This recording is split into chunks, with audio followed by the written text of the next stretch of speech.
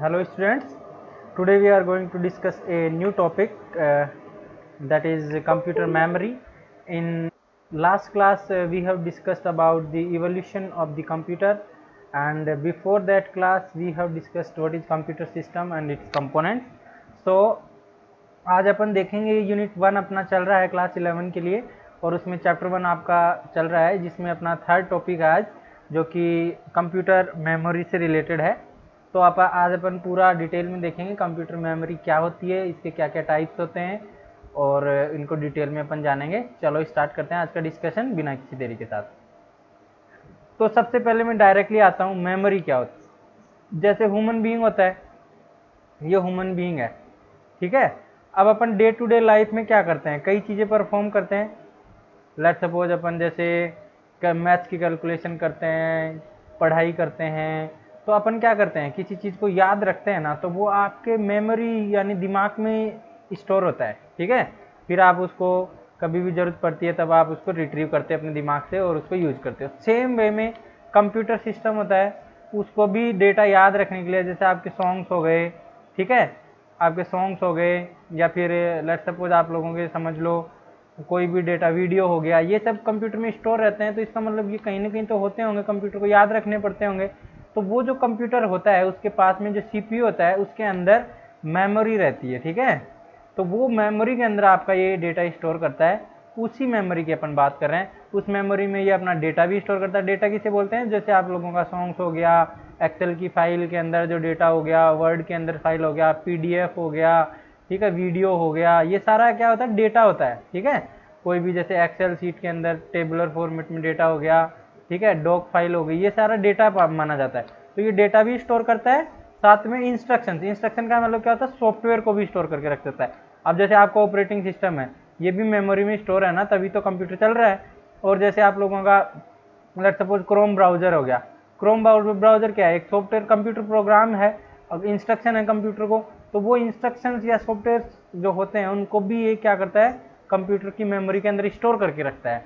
तो computer system के अंदर आपको डेटा को स्टोर करने के लिए और इंस्ट्रक्शंस यानी सॉफ्टवेयर को स्टोर करने के लिए और उनको प्रोसेस करने के लिए आपको उसको स्टोर करना पड़ेगा, प्रोसेसिंग करने के लिए। तो उस टाइम पे आपकी क्या जरूरत पड़ेगी, कंप्यूटर मेमोरी की जरूरत पड़ेगी। अब when we talk about memory of the computer, we usually computer की मेमोरी की जब बात आती है तो आप लोगों ने आपकी जो सेकेंडरी क्लासेज हैं उनमें भी देखा होगा, बेसिक कंप्यूटर आप पढ़ा होगा तो आपने दो टाइप की कंप्यूटर मेमोरी पढ़ी होगी। एक प्राइमरी मेमोरी होती है और दूसरी होती है सेकेंडरी मेमोरी, ठीक है। प्राइमरी मेमोरी को आप मेन मेमोरी भी बोलते हैं, कई बार कई बच्चे या कई लोग इसको मेन मेमोरी भी बोलते हैं, तो कंफ्यूज नहीं होना, प्राइमरी मेमोरी और मेन मेमोरी एक ही बात है। And second is the secondary memory, इसको भी आप स्टोरेज डिवाइस भी बोलते हैं कई लोग इसको, जैसे आप लोगों की पेन ड्राइव वगैरह होती है उनको अपन स्टोरेज डिवाइस बोलते हैं, ये सेकेंडरी होती हैं। तो इसके लिए आप लोग दो टाइप की मेमोरी यूज करते हो, इंस्ट्रक्शन और डेटा को स्टोर करने के लिए और उनका रिजल्ट को स्टोर करने के लिए। डेटा तो क्या होता है, जैसे इनपुट में आपने डेटा दिया, फिर प्रोसेस करने के लिए वो मेमोरी में जाता है। मैंने आर्किटेक्चर पढ़ाया था आप लोगों को 2-4 दिन पहले, कंप्यूटर सिस्टम, तो यदि किसी ने वो क्लास नहीं देखी तो वो देख लेना। जैसे यहाँ पे सीपीयू होता है आपका, तो सीपीयू जैसे इनपुट लिया, फिर सीपीयू क्या करता है, मेमोरी में स्टोर करता है, फिर मेमोरी से लेता है और फिर आप लोगों को आउटपुट प्रोड्यूस करता है, ठीक है। तो इस प्रोसेस के बीच में आप लोगों का जो डेटा स्टोर होता है और डेटा रिजल्ट स्टोर होता है वो मेमोरी के अंदर होता है, और वो मेमोरी आपकी दो टाइप की होती है, प्राइमरी एंड सेकेंडरी, ठीक है। अब देखो प्राइमरी मेमोरी सेकेंडरी मेमोरी के टाइप्स आप डिटेल में देखना चाहते थे, ये अपन पढ़ेंगे आज। कंप्यूटर मेमोरी को दो भागों में डिवाइड किया गया है, primary memory and secondary memory. Primary memory में आपकी रैम आती है और रोम आती है। रैम क्या होती है, रैंडम एक्सेस मेमोरी, क्या होती है, random access memory, full form आपको पता होना चाहिए क्या होती है, रैंडम एक्सेस मेमोरी। और रोम क्या होती है, read only memory, read only memory. तो ये दोनों की फुल फॉर्म आप लोगों को पता रखनी है, read only memory and random access memory. अब रैम भी फर्दर दो टाइप की होती है, स्टैटिक रैम, स्टैटिक रैम जिसको आप एस रैम बोलते हो, और दूसरी होती है डायनेमिक रैम जिसको आप लोग क्या बोलते हो, डी रैम बोलते हो। तो ये दो प्रकार की होती है, static RAM and dynamic RAM. ROM भी फिर तीन प्रकार की होती है, programmable read only memory, programmable इनकी फुल फॉर्म आप याद रखना, डायरेक्टली 1 और 2 मार्क्स का क्वेश्चन डायरेक्टली आता है इसमें, प्रोग्रामेबल रीड ओनली मेमोरी, ठीक है। और जो ईपी रोम होता है, इसको बोलते हैं इलेक्ट्रिकली इरेजेबल, इसको बोलते हैं इरेजेबल प्रोग्रामेबल मेमोरी। इसको क्या बोलेंगे? Erasable programmable read only memory, ROM लिख रहा हूं मैं। फिर थर्ड होती है ई रोम, इलेक्ट्रिकली इरेजेबल। इनमें डिफरेंस वगैरह सब पढ़ेंगे आज अपन।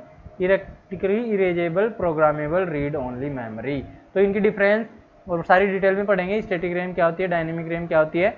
रोम के अंदर अपने 3 आते हैं। रोम नॉन वोलेटाइल होती है, ये वोलेटाइल होती है, ये भी अपन डिटेल में देखेंगे। वोलेटाइल का मतलब क्या होता है?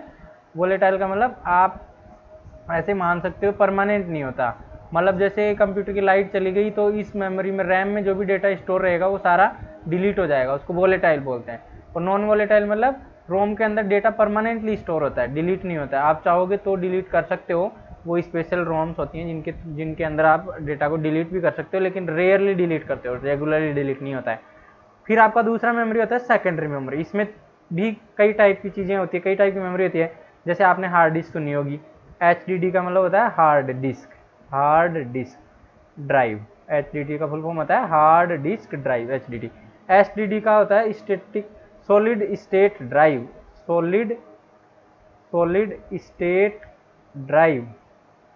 ठीक है। तो ये अपन डिटेल में देखेंगे। ये आपने देखी होगी, हार्ड डिस्क तो जनरली आपको मिल ही जाती है अपने कंप्यूटर्स में। एक्सटर्नल हार्ड डिस्क भी आपने सुनी होगी, यूज भी की होगी कई बच्चों ने। तो कॉम्पैक्ट डिस्क, जो CD आप देखते हो ना, उसको कॉम्पैक्ट डिस्क बोलते हैं। CD इस तरीके की होती है ना, उसको अपन कॉम्पैक्ट डिस्क बोलते हैं।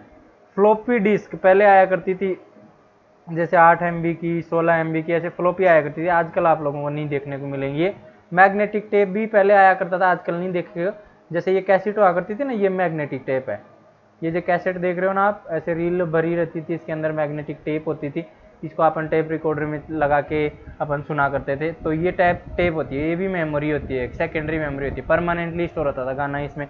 एक बार गाना स्टोर करवा के ले आओ, फिर आप जब तक ये कैसेट के अंदर आप रहेगी तब तक आपका गाना स्टोर रहेगा।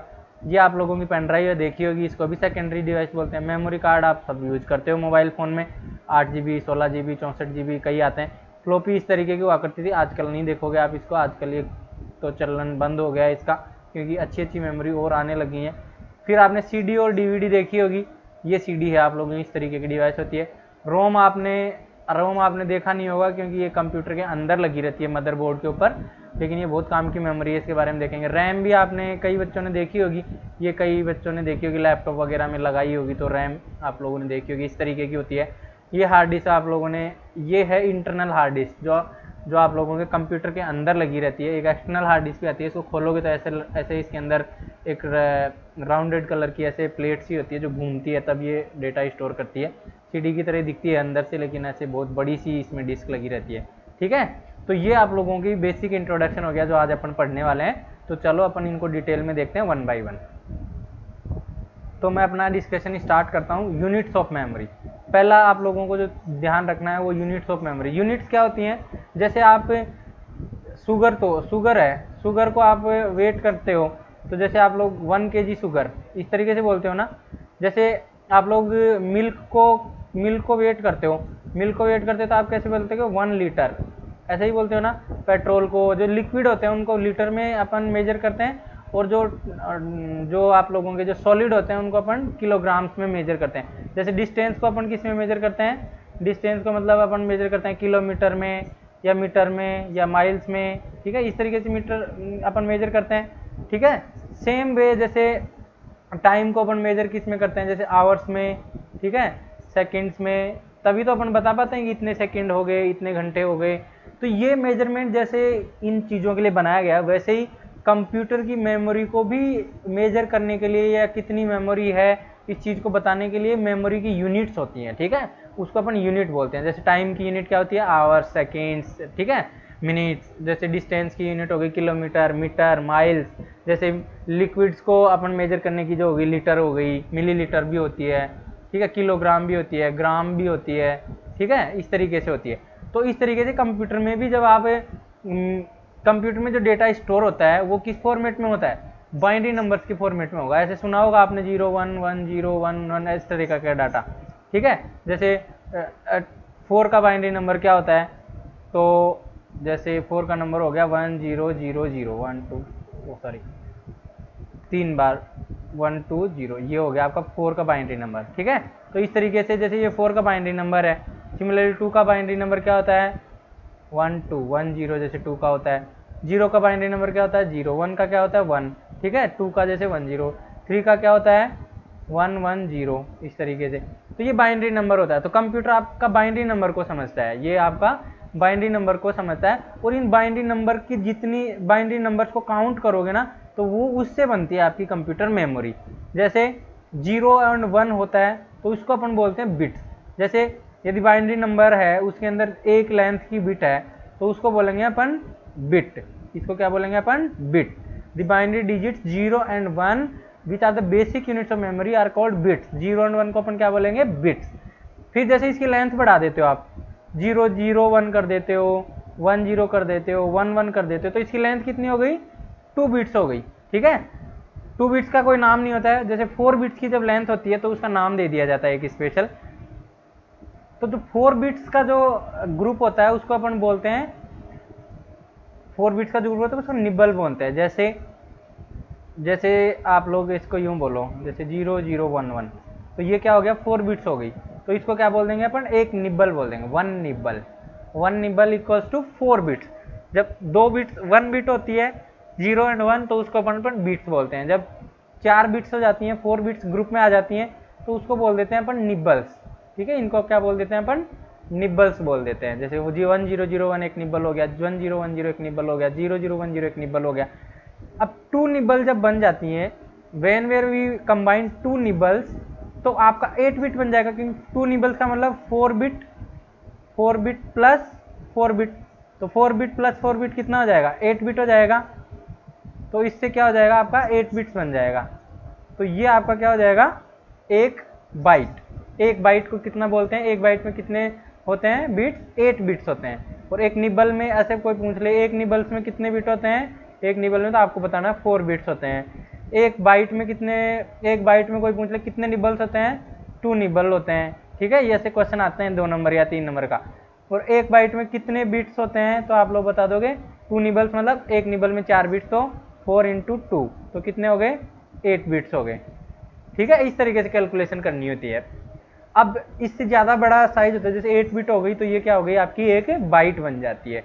एक बाइट बोलते हैं 8 बिट को। ठीक है, तो आप लोगों को क्लियर है बिट का मतलब क्या होता है 0 1। फिर आपका निबल का मतलब क्या होता है 4 बिट्स, और फिर आता है आपका बाइट, और एक बाइट का मतलब क्या होता है 8 बिट्स। तो ये ध्यान रखना, ये कैलकुलेशन में बहुत इंपॉर्टेंट होता है।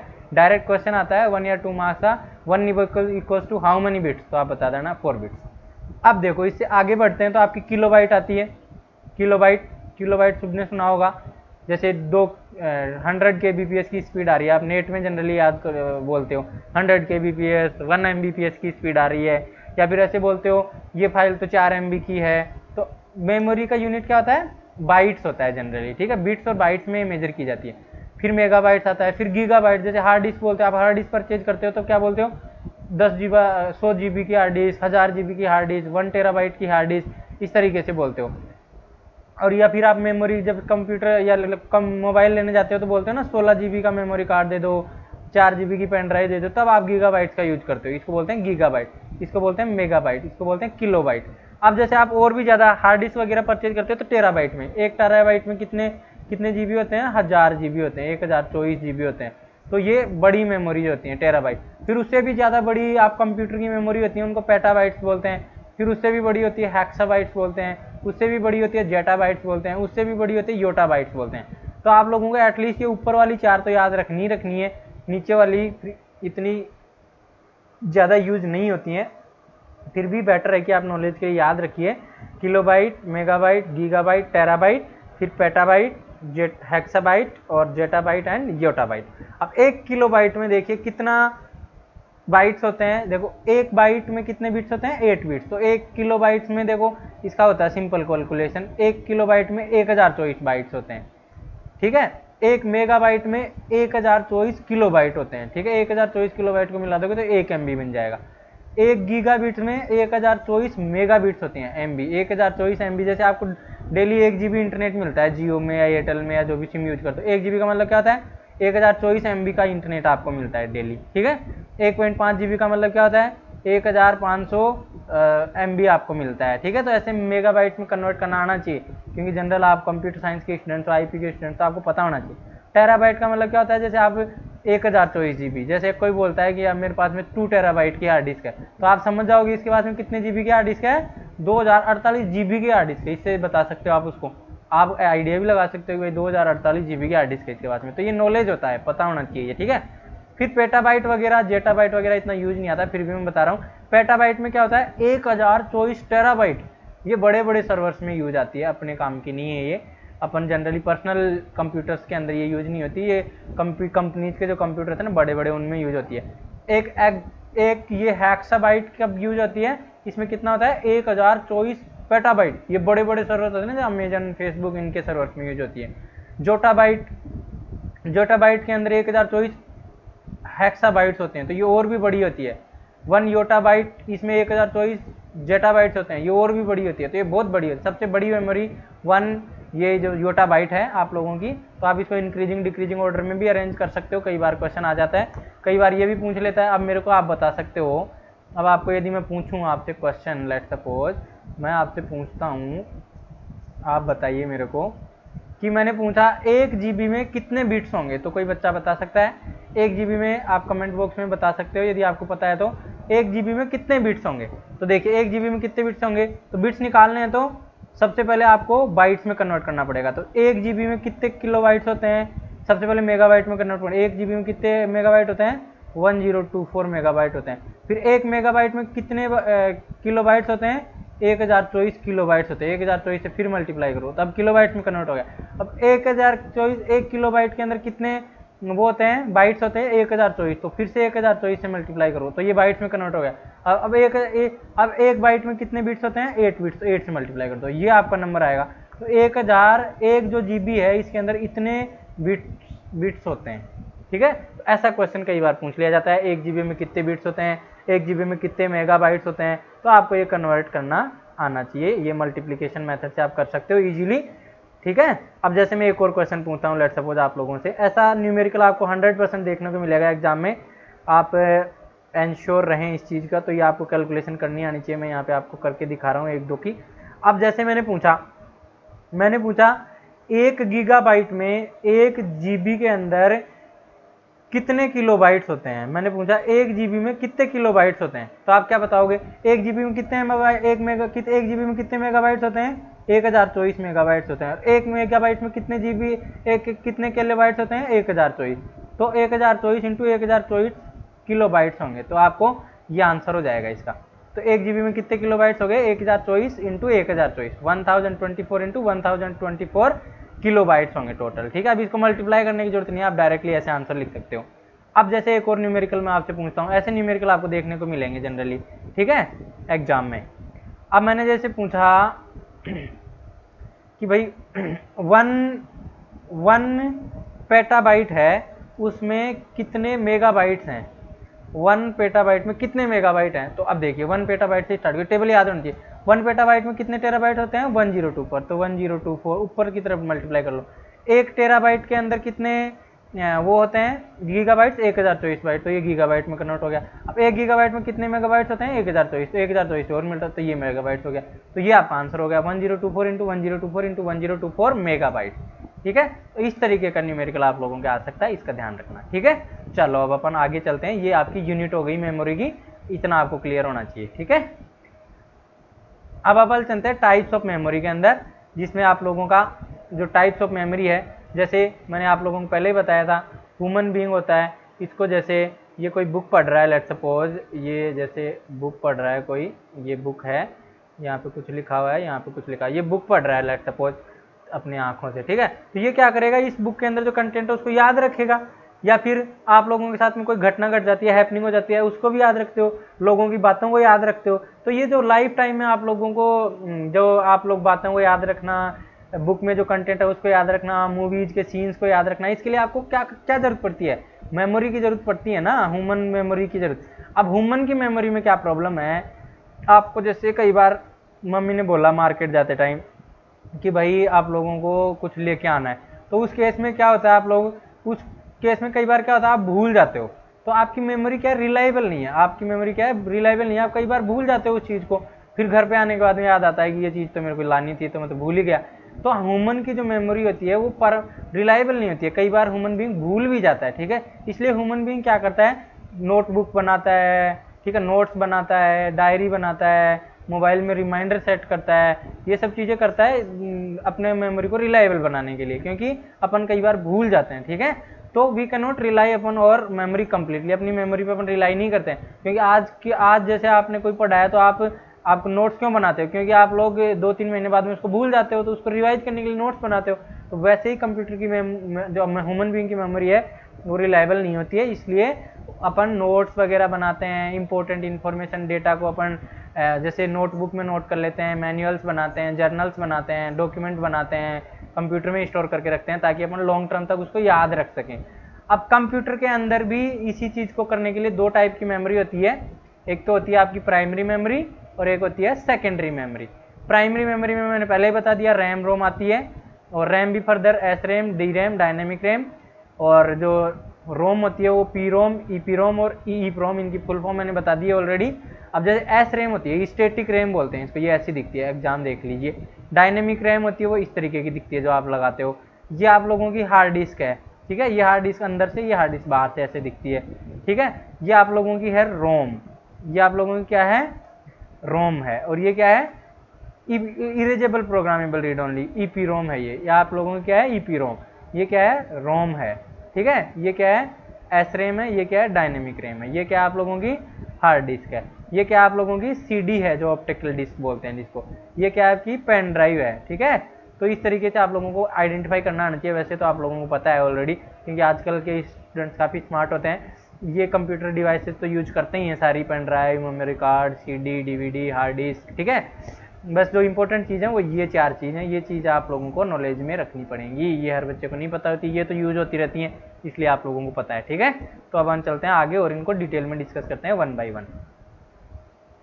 अब अपना जो फर्स्ट थिंग है वो प्राइमरी मेमोरी। प्राइमरी मेमोरी क्या होती है, मैंने बताया था ये एक असेंशियल कंपोनेंट है, इसके प्राइमरी मेमोरी के बिना आपका कंप्यूटर चलेगा ही नहीं, इसीलिए बोलते हैं इसको असेंशियल कंपोनेंट, ठीक है।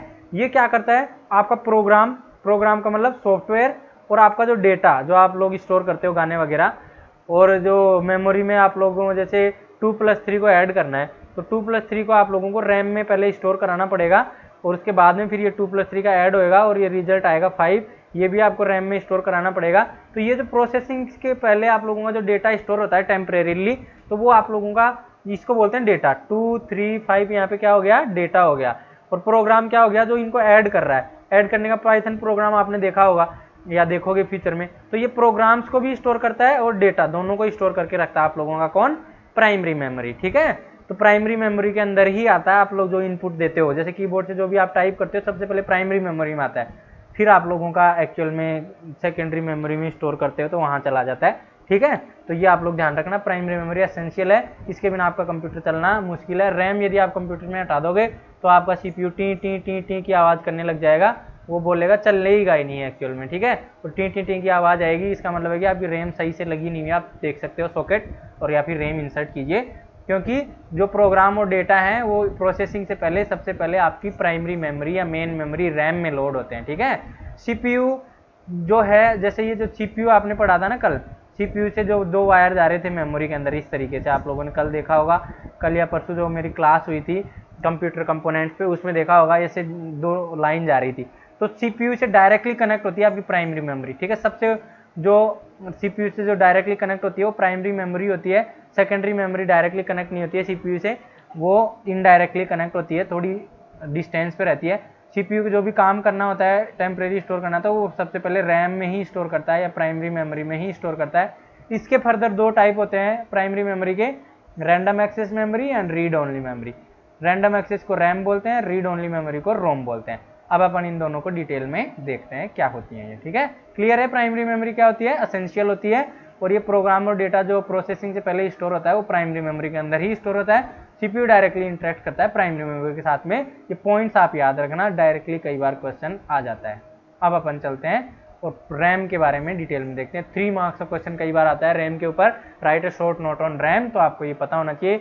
रैम सबसे पहली जो चीज़ है याद रखना, वोलेटाइल होती है। वोलेटाइल का क्या मतलब होता है, आप जैसे VLC प्लेयर चलाते हो या फिर कंप्यूटर पे गाने सुन रहे हो, लेट से कंप्यूटर के ऊपर आप क्या सुन रहे हो, गाने सुन रहे हो विंडोज़ मीडिया प्लेयर के अंदर, या VLC प्लेयर में मूवी देख रहे हो, ठीक है, लेट सपोज, या फिर मोबाइल में भी मान सकते हो या कंप्यूटर में, दोनों के लिए ये चलेगा क्योंकि मोबाइल में भी रैम होती है।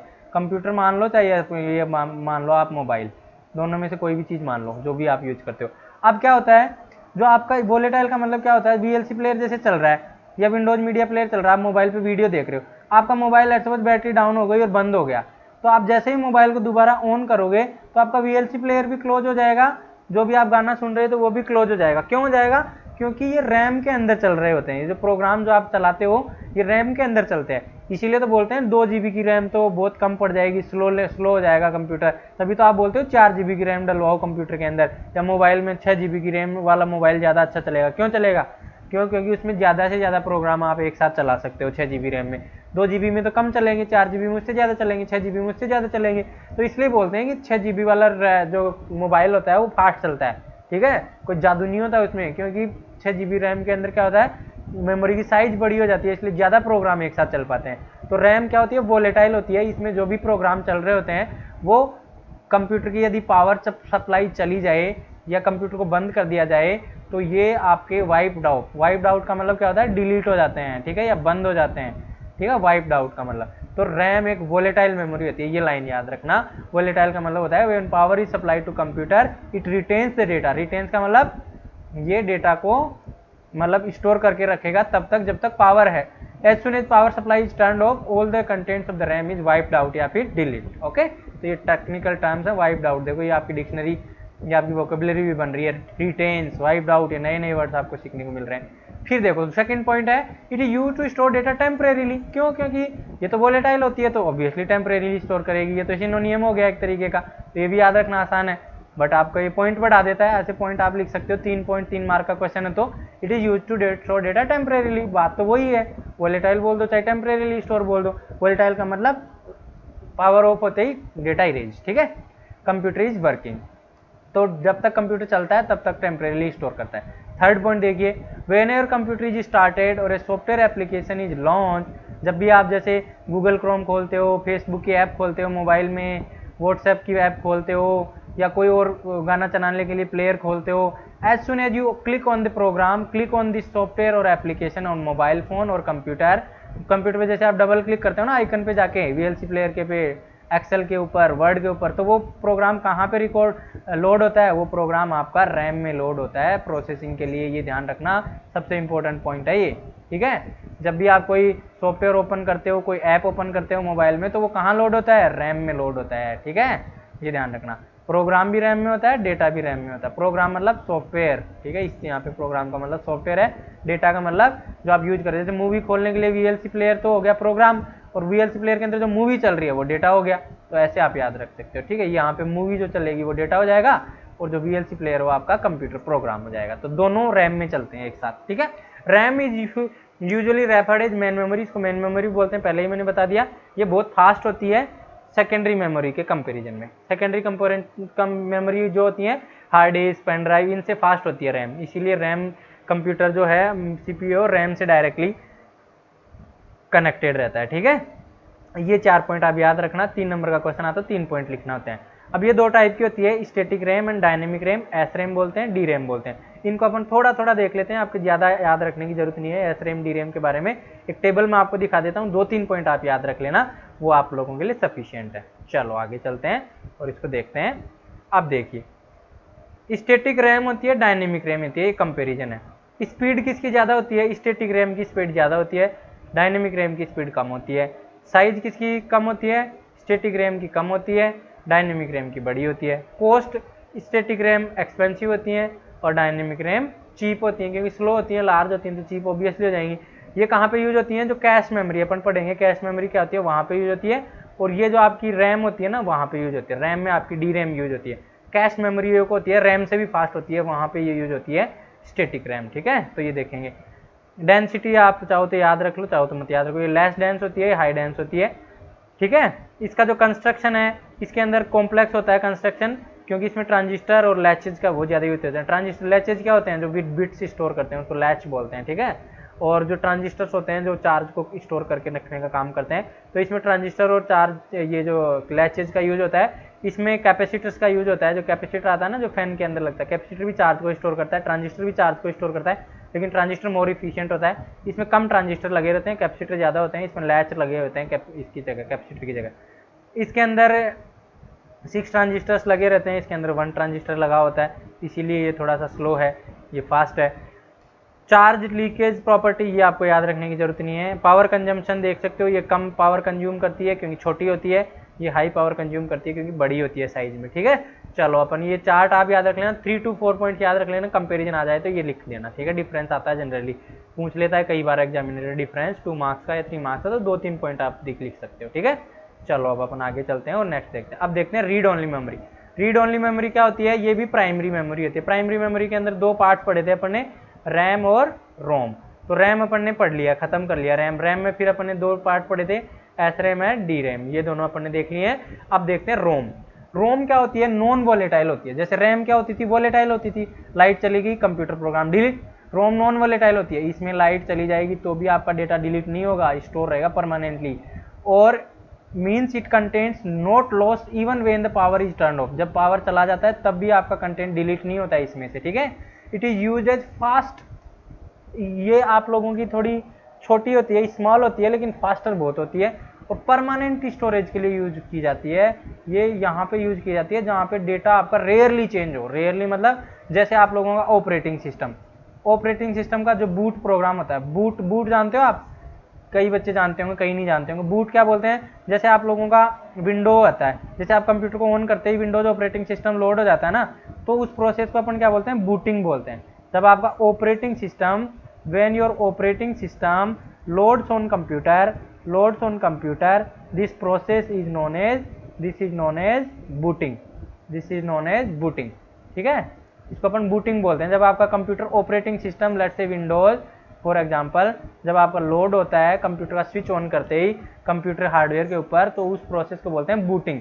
तो बूटिंग का जो प्रोग्राम होता है ना, वो प्रोग्राम क्या होता है, अपन बहुत कम चेंज करते हैं। वो चेंज करने का मतलब आपका ऑपरेटिंग सिस्टम करप्ट हो गया, हार्डवेयर खराब हो गया, तो उस केस में आप लोग क्या करते हो, नया रोम लगाना पड़ता है आप लोगों को। रोम खराब हो जाता है तो ये रोम होता है, ये फ्री ऐसा मेमोरी होती है जहाँ पे ऐसा कंटेंट इसमें स्टोर किया जाता है जो बहुत कम चेंज हो, रेयरली चेंज। रेयरली मतलब बहुत कम, वेरी रेयरली चेंज। तो इसके लिए जैसे स्टार्टअप प्रोग्राम, बूट लोडर क्या होता है, जो आप लोगों का बूटिंग प्रोसेस को स्टार्ट करता है, उसको बूट लोडर बोलते हैं। और ये बूट लोडर एक कंप्यूटर प्रोग्राम होता है जो कहाँ पे स्टोर होता है, आपका रोम मेमोरी के अंदर। क्योंकि बूट लोडर को आप कंप्यूटर हार्डवेयर का अंदर ये स्टोर रहता है और इसको आप जनरली चेंज नहीं करते हो।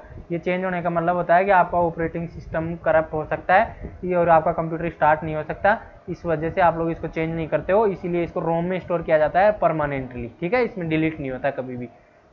अब कुछ स्पेसिफिक केसेज में आप डिलीट करना चाहो तो ये इसके अलग अलग वर्जन है। प्रोग्रामेबल रोम भी अवेलेबल है, इरेजेबल प्रोग्रामेबल रोम भी अवेलेबल है, इलेक्ट्रिकली इरेजेबल प्रोग्रामेबल रोम भी अवेलेबल है। रोम की फुल फॉर्म आप जानते हो, रीड ओनली मेमोरी, बाकी मैंने बता दिया। प्रोम, इसको बोलते हैं प्रोम, इसको बोलते हैं ई प्रोम, और इसको बोलते हैं ई प्रोम। ये फुल फॉर्म कई बार 2 या 3 मार्क्स की आती है इस चैप्टर से, तो ये ध्यान रखना।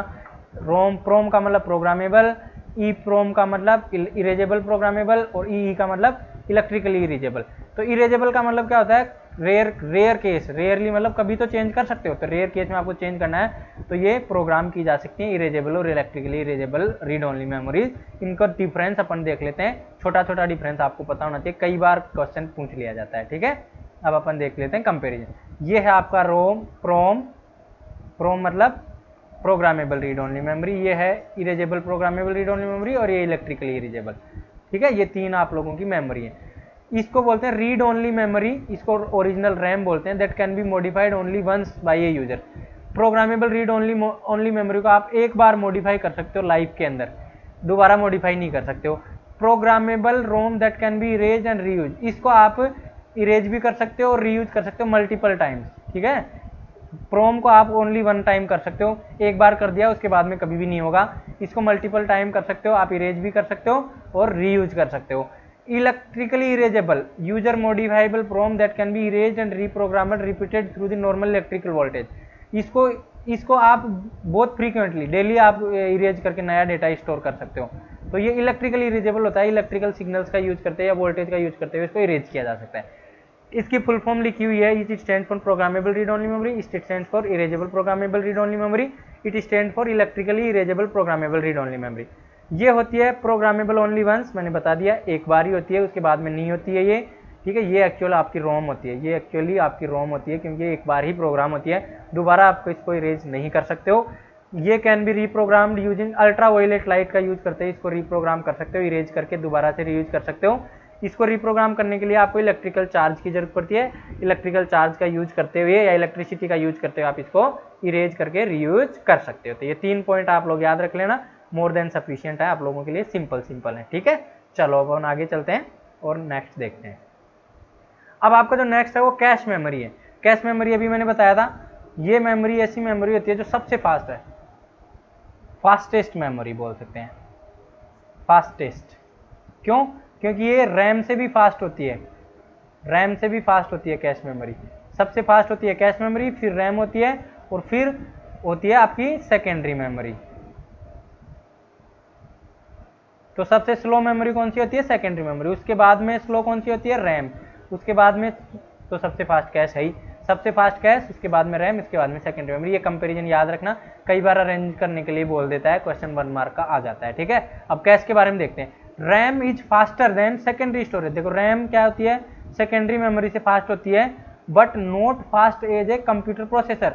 और कैश मेमोरी से भी जो प्रोसेसर फास्ट होता है वो सीपीयू होता है, सीपीयू इज द फास्टेस्ट। उसके बाद में आपका कैश होता है, उसके बाद में रैम होती है, उसके बाद में सेकेंडरी। तो सीपीयू से फास्ट नहीं होती है आपकी RAM. So because of RAM A CPU में हैव टू स्लो डाउन।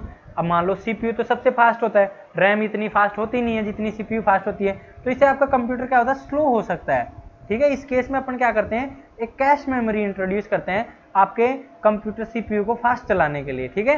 तो to speed up the operation of the CPU a very high speed memory is placed between CPU and primary memory cache. तो ये कहाँ पे locate होती है? देखो इस डायग्राम में, देखो ये आपका सीपीयू है, ये आपकी प्राइमरी मेमोरी रैम है, लेट्स सपोज, या रोम भी हो सकती है। इनके बीच में आप कैश मेमोरी रखोगे, ये कैश मेमोरी है। और सेकेंडरी मेमोरी सबसे लास्ट में होती है, यहाँ पे हार्ड डिस्क हो गया, सीडी हो गया, डीवीडी हो गया, पेन ड्राइव हो गया, ये सारी कहाँ पे आती हैं? आपकी सेकेंडरी मेमोरी होती है। तो ये सबसे लास्ट में आती है, सबसे स्लो होती हैं ये। इसके बाद में जो फास्ट होती है वो प्राइमरी मेमोरी रैम होती है, बाद में जो फास्ट होती है वो कैश होती है, और सबसे फास्टेस्ट होता है आपका सीपीयू।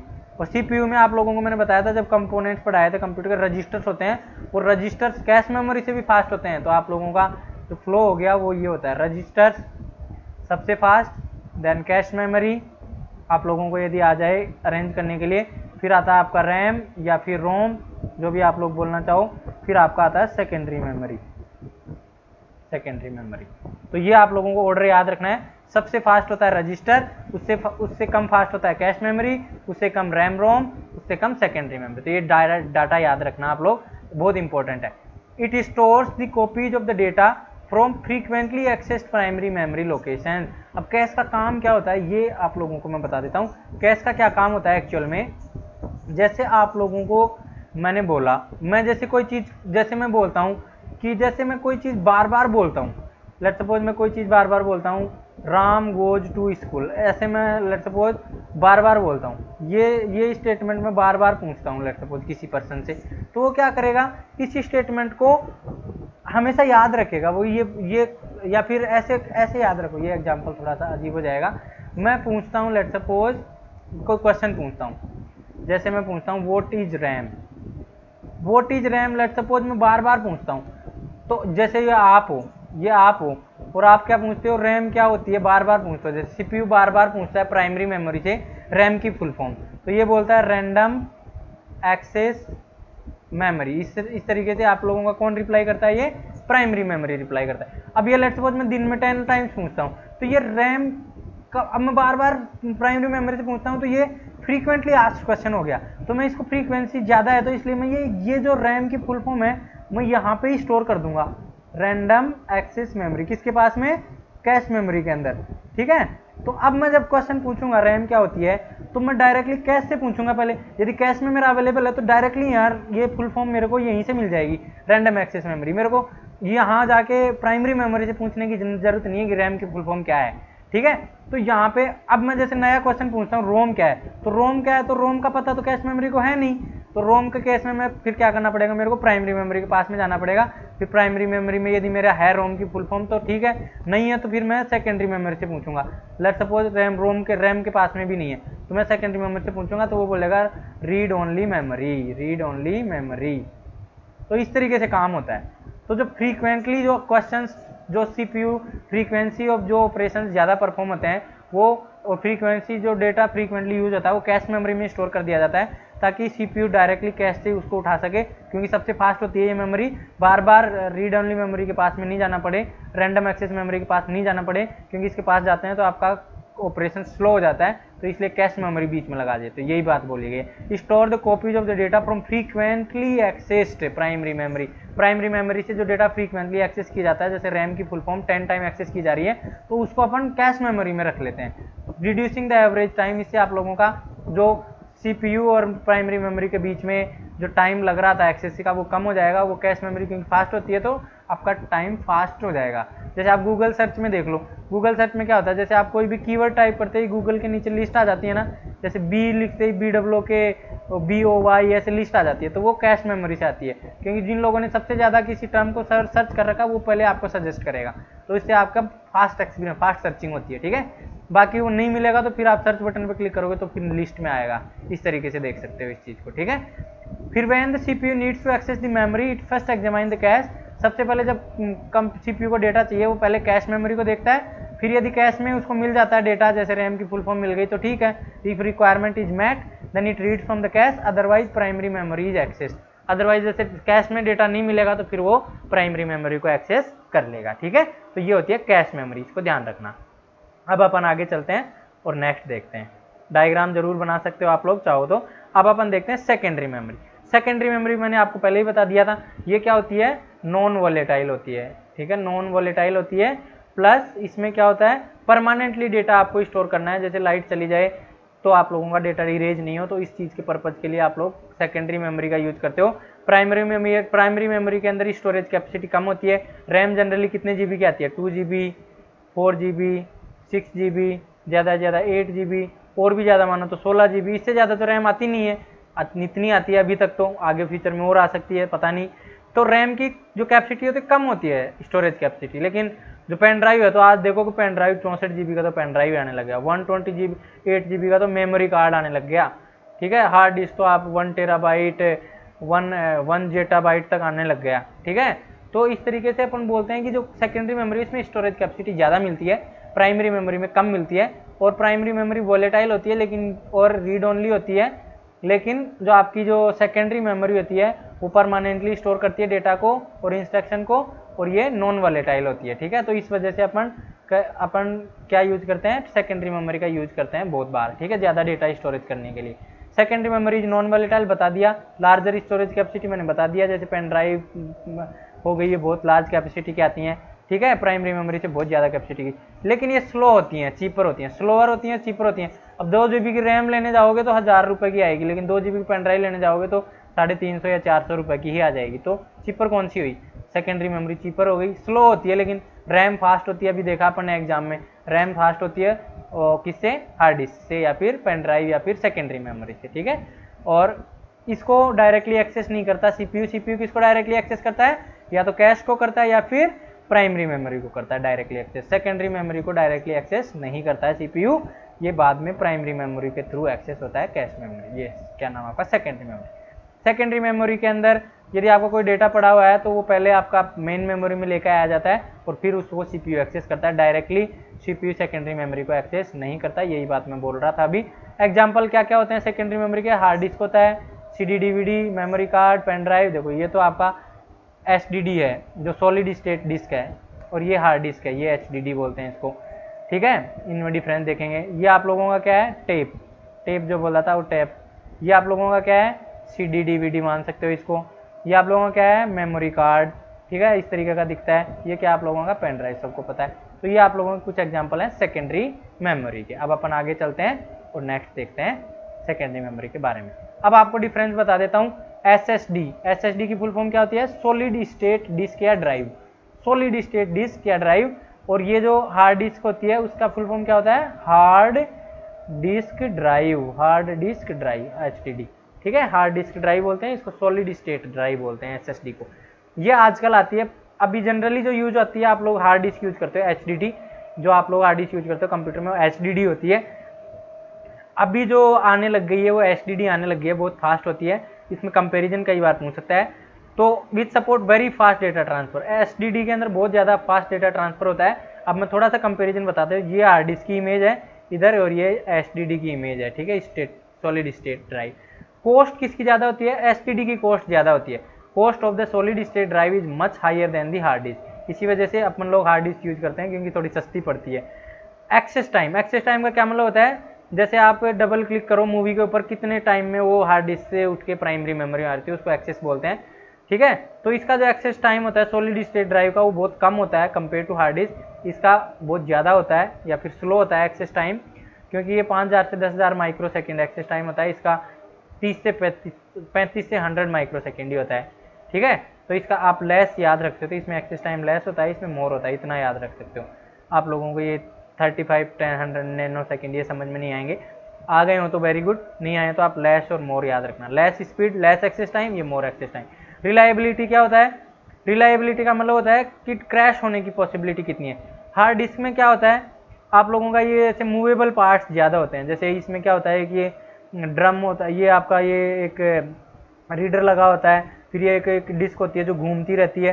तो जब घूमती है तो इसके अंदर मूवेबल पार्ट्स होते हैं, मैग्नेटिक प्लेटर होता है, इसको मैग्नेटिक प्लेटर बोलते हैं, मूवेबल पार्ट्स होते हैं। तो इसका जब मूव होती है तो इसमें डैमेज होने के चांसेस ज़्यादा होते हैं, एरर होने के चांसेस ज़्यादा है, इसलिए ये लेस रिलायबल है। ये क्या है? लेस रिलायबल है। वैसे रिलायबल तो खूब है, बट कम रिलायबल है कंपेयर टू SSD। SSD में कोई घूमने वाला पार्ट नहीं होता, ये चिप से बनी होती है। चिप्स होती है ना, जो चिप्स, जो आप माइक्रो चिप्स कल पढ़ाया था मैंने आप लोगों को, ये चिप से बनी हुई रहती हैं, इसलिए ज़्यादा रिलायबल है। पावर कंजम्पशन देखें तो देखो इसमें कोई घूमने वाला पार्ट नहीं होता है, मैग्नेटिक ड्रम वगैरह नहीं होते हैं। इस वजह से ये क्या होती है? कम पावर कंज्यूम करती है, इलेक्ट्रिसिटी मान सकते हो इसको। पावर का मतलब इलेक्ट्रिसिटी। ये ज़्यादा कम करती है, क्योंकि इसके अंदर ये घूमने वाले पोर्शन ज़्यादा होते हैं, रोटेट करती रहती है डिस्क, को ज़्यादा पावर चाहिए होता है। हीट इसमें कम जनरेट होता है, क्योंकि इसमें कोई मूवेबल पार्ट नहीं होता। इसमें मूवेबल पार्ट होते हैं, तो इसलिए हीट जनरेशन ज़्यादा होता है, क्योंकि एक्सीलरेशन से हीट जनरेट होता है। साइज़ क्या होती है? ये कम साइज़ की होती है, ज़्यादा साइज़ की होती है, बड़ी साइज़ की होती है। तो ये कुछ 1, 2, 3 पॉइंट याद रख सकते हो आप। 1 या 2 या 3 मार्क्स का क्वेश्चन आए तो आप एड्रेस कर पाओ। ठीक है, तो ये आपका हो गया कंपेरिजन SSD और HDD में। तो आज के लिए इतना ही। ये कंप्यूटर मेमोरी अपन ने कंप्लीट कर ली है। Thank you so much for being here. यदि आपको ये वीडियो पसंद आया तो इसको ज़रूर लाइक करें, अपने क्लासमेट्स के साथ शेयर करें, ताकि और लोगों को भी बेनिफिट मिल सके। आप मेरे साथ रेगुलरली जुड़ सकते हो फेसबुक पे, ट्विटर पे और टेलीग्राम पे। टेलीग्राम ऐप डाउनलोड करके आप लोग इस पर फॉलो कर सकते हो। फेसबुक ग्रुप ज्वाइन कर सकते हो यदि आपको कोई क्वेरीज हैं, और आप इस वेबसाइट को रेगुलरली विजिट करते रहिए। सारे लेक्चर्स आपको यहाँ पे एक जगह मिल जाएंगे। थैंक यू सो मच और have a nice day. See you in the next class.